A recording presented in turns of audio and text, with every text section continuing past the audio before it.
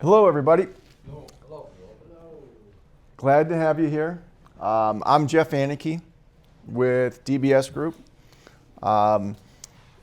DBS Group is a design build contractor across the Midwest, and it's my job to know, understand, and develop relationships with developers. As a result, I've been doing this for years. I know a lot of developers, understand the multifamily market and things like that. I first started talking to Dusten. It had to be 4 years ago or so. We had a couple of phone conversations, maybe a virtual chat, and then I came out to visit him and his business partner when they had the grand opening for the Blue on Lorraine. And I've kept in touch with Dusten ever since. And the one thing that stood out about Dusten and what he does and his partner is how they have their product so dialed in from a site selection standpoint, from an efficient design, and how they deliver and stage these buildings. So again, in talking to all types of people that do something similar or the same thing, there's nobody better. I've been thoroughly impressed. And in talking to them, I started to introduce Rochester and talk about the good things happening in Rochester. And lo and behold, a couple years later, here we are, and we just broke ground on Monday of this week on Overland Reserve. Dusten, I'll kick it over to you. All right, thanks for the intro. Very kind. So my name's Dusten Hendrickson. I'm with Mailbox Money. I've been developing for over 20 years, and I started in Brookings, South Dakota, which is a college town, and we are all based in efficiency. So that efficiency has driven pretty much every decision that I make. And then we built custom homes for a long time, so we started to understand what higher end design, like what was desirable in higher end design and where the most impact came from. And we found out that natural light really was one of the best features of all the homes, all the custom homes. So we incorporate natural light, lots of efficiency, and then just all the design tips that we've learned over the years. But thanks for the intro. Thanks everyone for coming. I really appreciate it.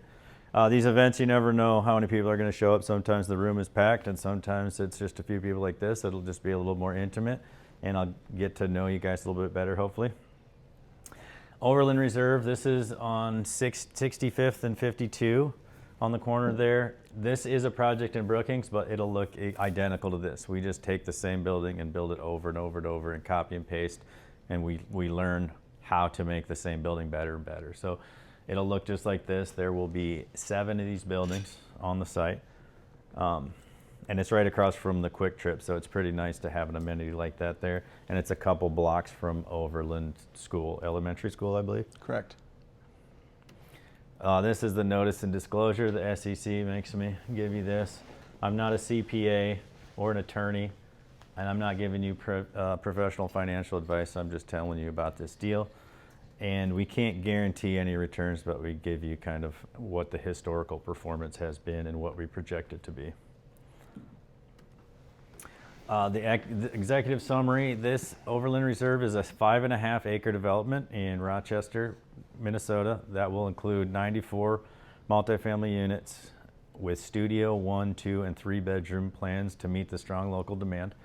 It's a 21.7% IRR. IRR is internal rate of return, and that's similar to an annual rate of return, except for it's weighted in time. So the IRR goes down the farther out you push the returns. So the sooner that you get the money back to the investors, the higher the IRR goes. A 2.6x equity multiple, meaning if you invest $100,000 in 5 years, your $100,000 will be worth about $260,000 over.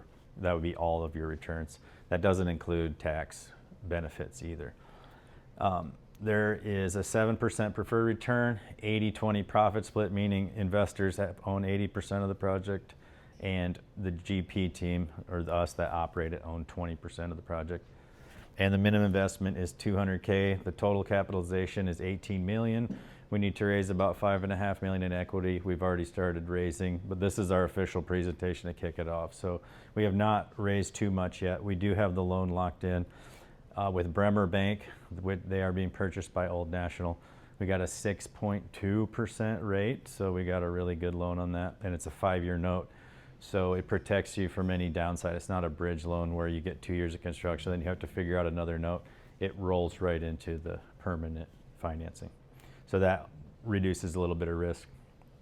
And the year 5 NOI is almost 1.4 million. We all know there's a housing crisis here in Rochester. The city faces a sustained shortfall of workforce housing, even when you account for the current pipeline of roughly 2,500 units. And Rochester is growing faster than its housing supply. The study that was done, the Rochester-Olmsted County study, they need 18,000 new housing units by 2035, which when I first read that, I thought it was a typo because I'd never seen anything that big. But then after doing all the research, the $5 billion Mayo Clinic expansion is going to put massive amount of pressure on the housing supply here. Current vacancy rate is 3.1%. And the units needed, there's 3,000 roughly units of market rate that are needed. There's 1,173 of affordable that's needed and 469 of subsidized. Most of those units, our price range fits into that. So we can rent to the market rate and we can rent to the affordable even though we're not getting any government subsidies.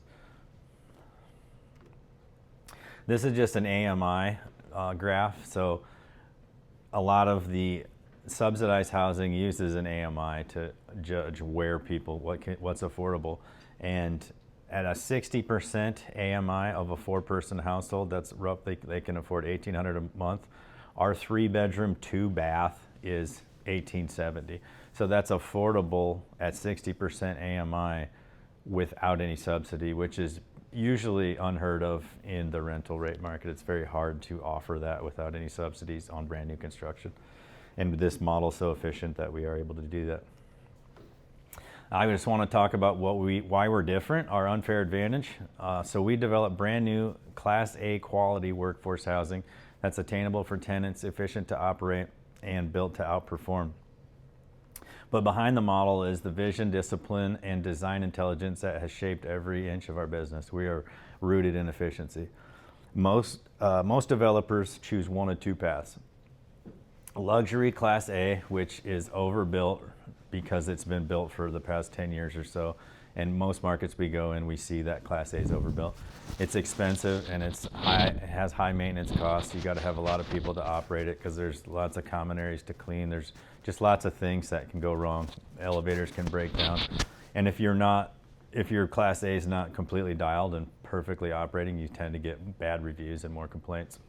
When you remove all those amenities, you remove all the options, or you remove the chance to have bad reviews. So like an elevator, if you don't have an elevator, no one complains. If you have an elevator, they complain about it's broken or it smells like cat pee or whatever the complaints would be. The other option that most developers do is government subsidized housing, which is restricted, regulated, and stigmatized. So a lot of people tend to not want to live there. It's usually not in the best location as well. So then there's lots of restrictions that come with it. How you can't really raise your rents when you need to, and you're locked into certain types of loans and parameters. And we build something different. We build market rate workforce housing that combines the Class A aesthetics with simple scalable operations. Well, we have premium interiors, which are quartz, wood floors, floor-to-ceiling windows, designer finishes such as black handles, black shower fixtures, LED lighting. We use taupe trim. We do built-in closets instead of standard closets. That's an upgrade to the tenant, and it costs us the same amount of money, so we get a little increase our NOI there. We have beautiful exteriors that mirror the luxury communities. And this provides a pride of ownership in these communities. And then they're smaller, boutiquier buildings, so they have a different feel than a really large apartment. This allows us to build closer to single-family houses as well. And then it seems to be a little bit cozier feel, a little bit nicer neighborhood feel. We don't have any wasted amenities. Like I said, there's no elevators, no pools, no dog parks, and there's very little full-time staff, sometimes none, depending on how big the project is. And we can share leasing teams with other apartments, and then we can share property managers with other apartments. We don't have to have a full-time on-site staff. Makes our operations lean, that we can cut overhead, boost cash flow. The result is passive cash flowing assets that serve the broadest and most stable rental demographic, which is the everyday working American. And what you find in real estate is that the more passive you can make it, the better the investment seems to be long term. So we always try to make it as passive as possible. So there's other key differentiators. Visionary design. We use optimized site planning to maximize density, flow, and appeal for the superior land use. One thing we found is that underground parking is super expensive and people are not willing to pay the premium for it like they were 5 years ago. And when we give our tenants the choice of taking the underground parking for $75 to $100, almost all of them choose to just park outside and save the money. So we realized we needed to start cutting the underground parking option out of our plans, and it's worked extremely well. Very rarely do we have a tenant that won't rent our unit because there's no garage. The construction speed. Our first units are available in 9 months, so we have a phased approach. So the first building comes online 9 months, we can move people into it. We get occupancy on that one building. And that phased approach allows us to, each subcontractor also moves down the line in the phased approach, so they're not on top of each other. And we can get occupancy much easier. We can lease them much easier because we only have to lease 14 units every 1 to 2 months. And so as each building comes online, we're moving people in, and we have a fence. We have to fence off a certain area, and we just move that fence down the line. And then eventually, when the contractors pull off, the entire place is usually 80 to 100% pre-leased. Cost efficiency, our build costs anywhere from $140 to $160 a unit, depending on location. These ones are coming in from DBS at $152 at $250, and a standard build, Jeff said he hasn't seen anything under $180 in about 5 years. So, and that was just the efficiency of the plan. Operational efficiency, I already said that, no full-time staff. Financial efficiency, the local lender partnerships enable the low rate, flexible refinancing terms, and we get good terms because these are very risk averse. So, and like I said, too, fully leased within 2 months, maintains 95 to 100% occupancy very easily because of the price point and the desirability. These interiors are, the interiors and the exteriors, you feel like you're getting a Class A unit at a much lower price. So people that, or tenants that want a Class A, sometimes they'll downgrade to our unit because they save so much money, they forego all those amenities and still have a nice place.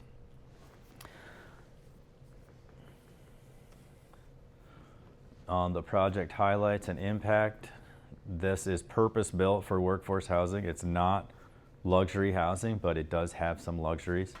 High absorption potential due to Mayo DMC growth. Our Mailbox Money's expertise is the proven efficiency plus the design-led development. Everything is rooted in efficiency, and we're really high on design because design doesn't cost anything. Really good design costs nothing. And you can a lot of times make the project cheaper actually by designing it better because you can cut out things. So we have no corridors connecting. So we have one stairwell per unit or per building. So there's no corridors connecting the stairwells. So that's square footage that we don't have to clean or maintain or insure or pay per square foot to build.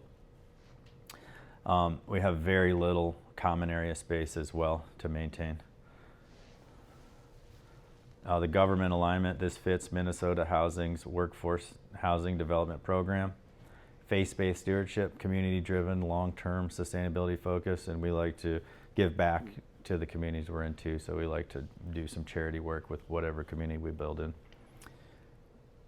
This adds vital workforce housing capacity, reduces commuting stress for local workers. This project will be 2 miles roughly from the bus stop that goes down to Mayo. So there's a one stop, just one exit to the north of where we're at. So it's a 5-minute max drive. This supports economic growth in Rochester with the vacancy rate as low as it is, it hinders growth. And so the vacancy rate should actually be higher so more people can move in. Environmentally responsible design. These are energy efficient.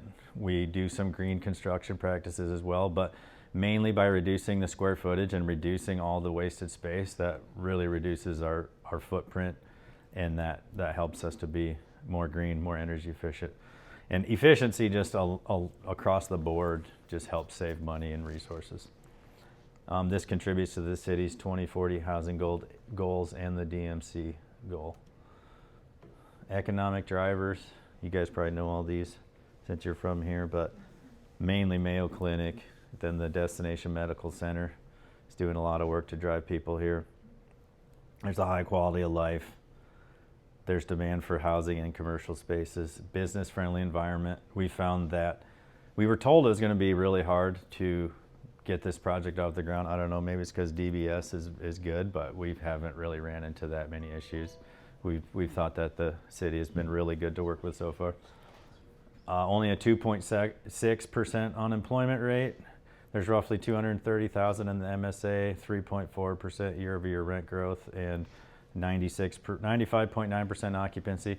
Some graphs show it a little different. Some show it as high as 96.9. This is our timeline to profitability. I don't know if you guys have ever seen many developments go up, but they usually take a few years to become fully leased. In year one, we deliver the first occupied building, and each additional building after that is 1 to 2 month increments. Tax benefits in year one are roughly 85% of your invested amount. So those are depreciation, and they come in the form of a K1. So this project will have K1 in 2026 because that's when the buildings go into service. Year two, we finalize construction and the lease up, and then the cash flow builds the reserves. And then in year three, we fully stabilize and increase rents, and then cash distributions start. Year four, we increase to market rate, burn off any loss to lease. Cash distributions continue, and then that's when we start looking at a refinance to get you back some of your proceeds. Our goal is to have your whole principal paid back in a refinance. And then depending on how the refinance goes and what's going on, year five is when we execute the sale of a property. We don't always do this. It really depends on the economy and if people are approaching us to sell.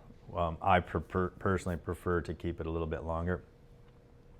But we have 1031 opportunities where you can exchange it and keep all your tax benefits in the property. So if you come into this property, you can get all the tax benefits, you can get a refinance proceeds, which are tax-free, and then you can roll into with a 1031 and keep all your tax benefits and gain all the tax benefits of the new product that we buy into. And we typically 2x investors' money in 5 years. This project is a little better than that because the rental market here is higher than the build cost. So the economics here are really good for workforce housing. And then why Mailbox Money? We've done $185 million in these types of buildings since 2021. 2021 is when we discovered this model, and then we've just made it better.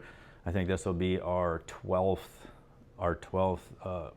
iteration, our 12th project just like this. We have 1,180 units that are mostly complete. Some are still finishing up. 20% plus IRR. 10th development, right? But so we've got this one and one other one that's kicked off. So our 11th one just kicked off, and this will be our 12th. Roughly $675 million of development coming online over the next 2 years, 26, 27, with roughly 3,500 units. And here's my contact information. And yeah, we're building homes for the people who keep Rochester running, the nurses, teachers, and tradesmen who deserve high quality, attainable housing. And we know that people love to live in brand new housing. It's pretty cool to be able to produce that for people that otherwise aren't able to live in brand new stuff. And that's one reason why we see really high occupancy, is brand new and affordable. So I don't know if you guys have any questions, but thanks for listening. I really appreciate it. But I'll answer any questions you got.